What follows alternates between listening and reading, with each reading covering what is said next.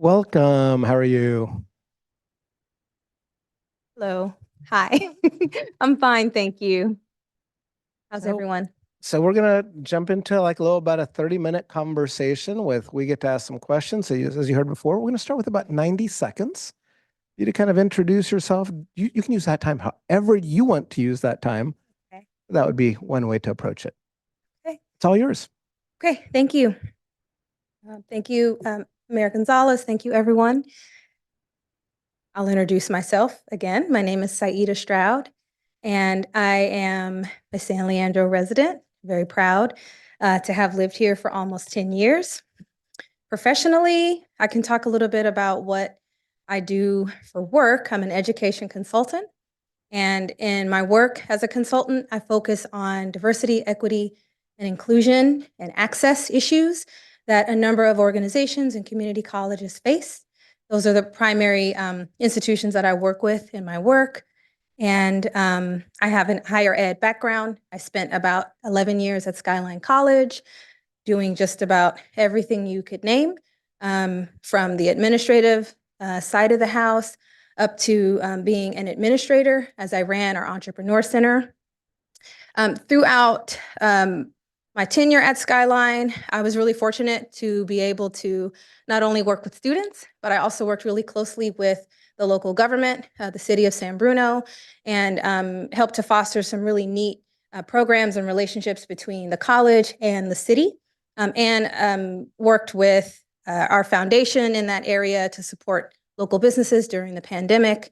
So I'm really proud of a lot of that work. And my hope is that some of the current things that I do now in my role and some of the things that I've done and the lessons I've learned, that I'd be able to apply that here to the city that I live. Okay. Was that 90 seconds? That was your 90 Oh, I heard a seconds. timer. Okay. That was your 90 seconds. There's something else in front of me with numbers on it. Oh, 2 minutes. It's 2 okay. minutes, so we have to cut you 30 seconds short. Got it. But you got a lot of points in. The commitment to the previous speaker was that we will kind of randomize how we start. So different council members will come at different sequence Okay. in their questions. For you, we will begin with Vice Mayor Simon, and then we'll come back down the dais, and I shall be last. Thank you.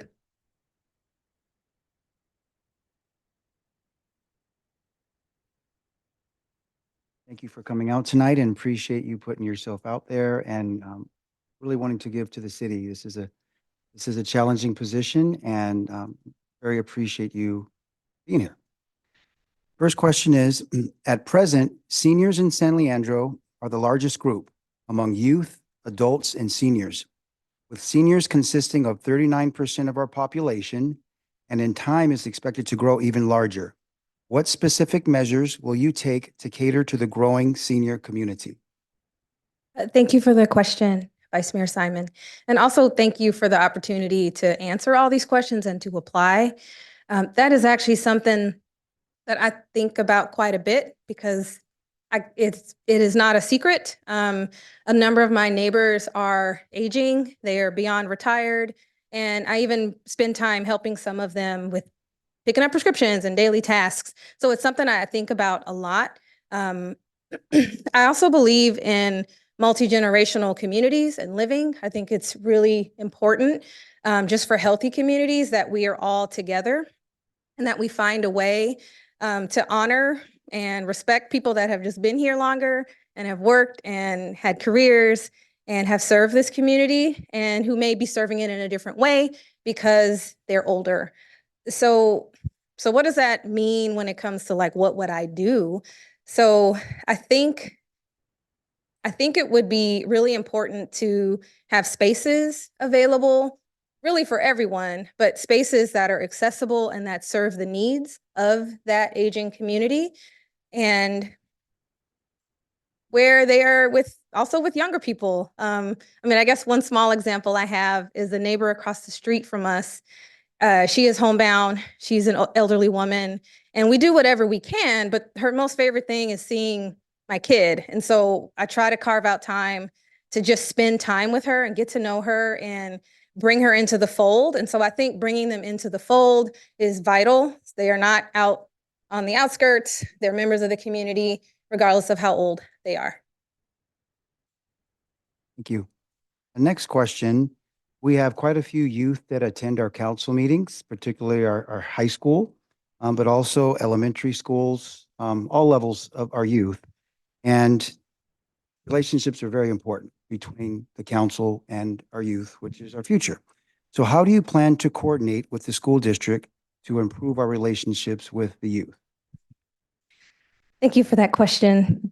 That one I think is kind of neat because one of the things I've noticed, and I do think it has to involve the school district, but one thing that my partner and I have noticed, just we've lived here for about 10 years, is in the area we live in, we don't see a ton of like things for young people to do where they're safe and can be responsible and taken care of and not like, sometimes people think they're in the way, but the space that is really theirs for them to be themselves.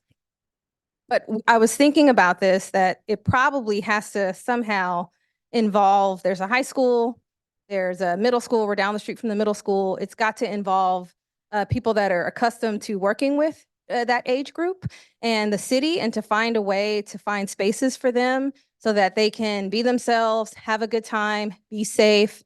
And it right here in their city. They don't have to travel to Alameda to go to an arcade or do mini golf or go to Hayward, but they can be right here in their own city. So I think just building those inroads, having those conversations, and having the right people at the table, people that have a really good idea of what young people need, and having young people at the table because they usually know what they want. Thank you. Sorry. So I will go down to the end of the dais with Council Member Azevedo, please.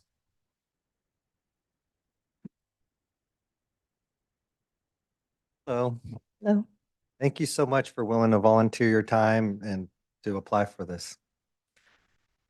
My first question is, so what is your passion or drive that made you want to represent District 1 in San Leandro on the council? Thank you for that question. Mainly, I would like to be more involved. I don't think it's okay to complain if you're not going to do something about it. And we all have things that we wish were different and we would want to see this and that. And so I think it's important to be involved and be a part of some process if you would like things to be a little bit different. So my drive is really just wanting to be more involved in the city that I live. Because I served San Bruno for so long, I didn't live there. I lived here, but I just feel like I should be bringing what I know and what I can do here for my community. What also drives me is we almost did not move to San Leandro because we were afraid that it wasn't going to be a welcoming space for us because of the history and redlining. And so that was a legitimate fear of ours, so much so that I jumped over San Leandro and we looked at Hayward for when we were looking for a house, and we looked everywhere else. And then we ended up finding this nice pocket. And then we thought, we'll buy here, we'll live here and make our home here. And we realized really soon that it wasn't just this little pocket, but San Leandro was actually quite nice, and it has changed. And so because of that, it also drives me to want to be a part of this community in a bigger way and continue forward. What would be the first issue you would like to tackle and work on that you see that's happening in our city that needs to be improved? I would say safety would be, and I know that's super broad, but to me, that means feeling safe and also being safe. And I think when people feel safe, that they can walk around and they're okay, I think that's very contagious energy. So one of the first things I would say I would tackle would be safety and the feeling of safety. Lighting, I think there are some really dimly lit areas in the neighborhood I live in, and we like to walk at night with our kid and other people. So I would say lights, things, feeling safe. That would be the first thing. What does that look like exactly? I think it's a little bit more complicated, but I think safety is really important. Councilmember Aguilar. Thank you, Saida, for your application. It was impressive, and you should be proud of yourself to be up here on the top six. My question is, the city has over $300 million in unfunded capital improvement projects. We call it CIP. How would you try to solve this issue and address it? Thank you for the question. And just a point of clarification, the issue is the funds that are there? The unfunded, so there's $300 million in infrastructure, roads and what have you that we need to fix. How would you try to solve this issue? Would you try to solve it through a bond measure? Would you advocate at the federal level through the Department of Transportation to provide funding for San Leandro to fix our roads? So what would you do? Okay, thank you for that. So, not being an expert in this area, I would imagine we have to have roads and we have to have safe functioning roads. We have to have safe places to walk and drive. And so infrastructure is really, really important. I would think that if there are funds that the city is able to access, and if that's through the state, I don't know if the county, if that's part of it either, but I would definitely work with the state, and I would look at based on whatever bond funds are available, what can meet our needs here in the city. But it's incredibly important. I don't know. I don't know what to say except that it's really, really important. And how would I fix the issue? It's a tough one to answer because I'm clearly struggling to answer it. So, yeah, I think that's all I have to say about that. It's important.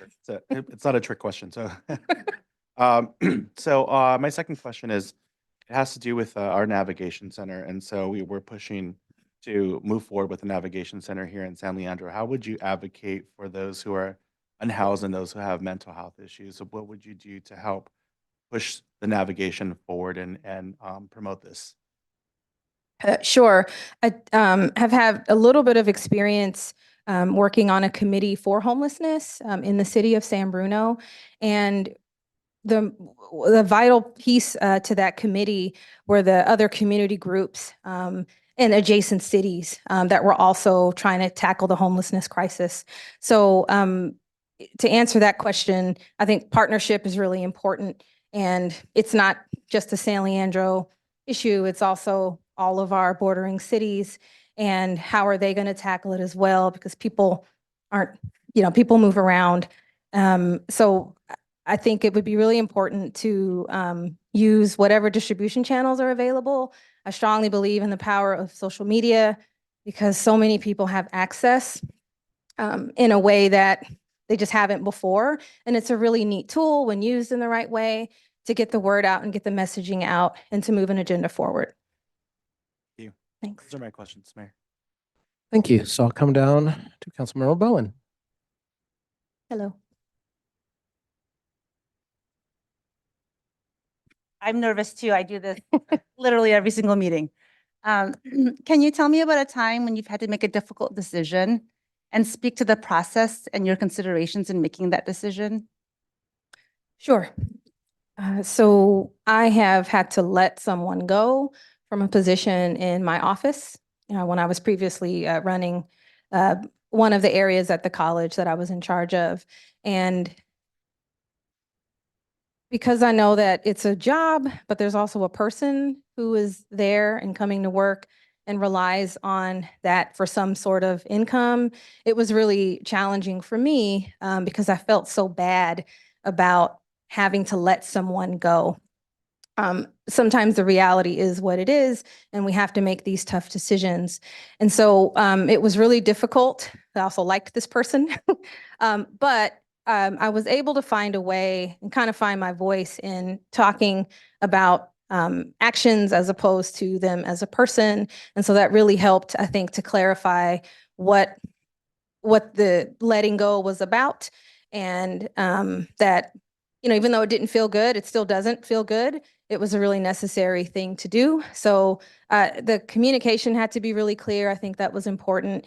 And the intent, I think it was good to let this person know that what it is about and what it is not about. And so the came down to communication. And yeah, it's still a bummer, but it was a tough decision to have to make. Mhm. Thanks for sharing that. Quality of life issues are important to the satisfaction of residents and are critical to a strong community. And what concerns do you see in District 1 specifically? And what would you want to do to address those issues? Sure. Quality of life has different meanings for different people. I think there's some basics, however, and earlier I mentioned safety and security. I think that's a very basic thing for a lot of people, and it's tough to enjoy your neighborhood if you just genuinely don't feel safe. So I think tackling some of that would really help to enhance the quality of life for some people in District 1. I also think there's an opportunity in District 1 for some businesses possibly to be there to enhance the quality of life. Some of the parks, I think there could be some enhancements made. There's nothing better than a park. It's, at least on our side of the house, it's free. It's beautiful, and it's usually a safe place for kids and other people to play and for dogs. So I would think that ensuring that the parks are in really good condition and that they're safe and clean enhances quality of life. When there are things for people to do, for people that want to do them, that enhances quality of life and safety and security. Thank you. That you've started to answer part of my next question as well. And I'm very passionate about working to uplift women and children and families, especially youth and teens in particular. What specific strategies would you want to implement in the near term and long term to support working families, teens and young children in San Leandro? Thank you. I love that question. So earlier I also mentioned, like, I think they need something to do, and it isn't, in my view, it isn't just so that teenagers can go do something, but sometimes that also means that parents might have time to do something else as well. Sometimes we have competing priorities. And so is that time? Yes, your time. Oh, okay. Thank you. I want to come down to Councilmember Baloo. Mr. Mayor, Saida, congratulations on making it this far.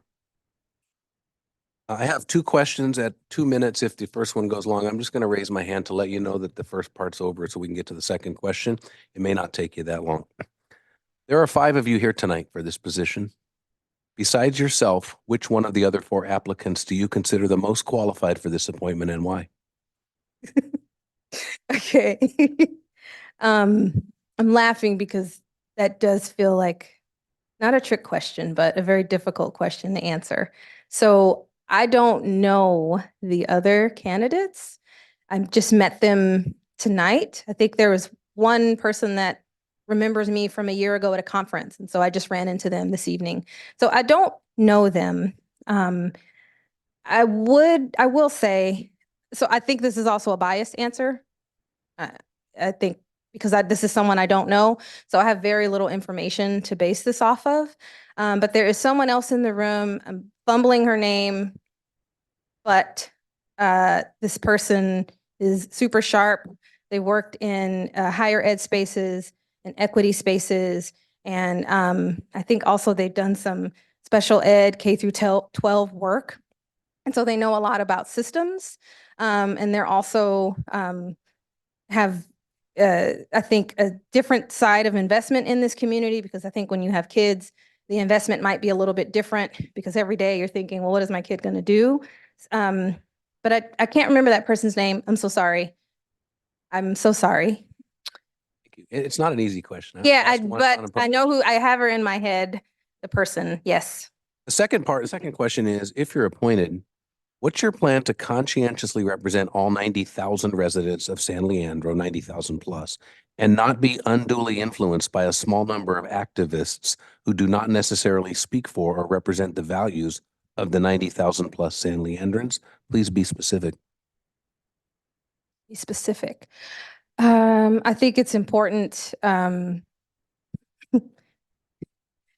Everyone has an opinion and we all live here. And so I think, we all matter. And I mean, I don't believe in bullying either. So I don't expect that I would be swayed because someone is influential. I have my laurels and things that I believe. And I believe that the city is for everyone. And everyone also will never get everything that they always want. That's just a reality of life. But I think we can do our best to come close and hear what people have to say and try to make the best decisions. Thank you. And there's a minute left, so I'm going to do a follow-up on one of my colleagues' questions. You talked about one of the things you would do to improve the quality of life is to bring some businesses into District 1. What kind of businesses do you see Business 1 that would really benefit District 1? We only have about a minute, but. Sure. Ooh, probably no more coffee shops because we're good in that department. They're amazing already. But I think there's an opportunity for some shopping to happen in our area. I don't really see that right now. I think there's an opportunity for some restaurants to open as well.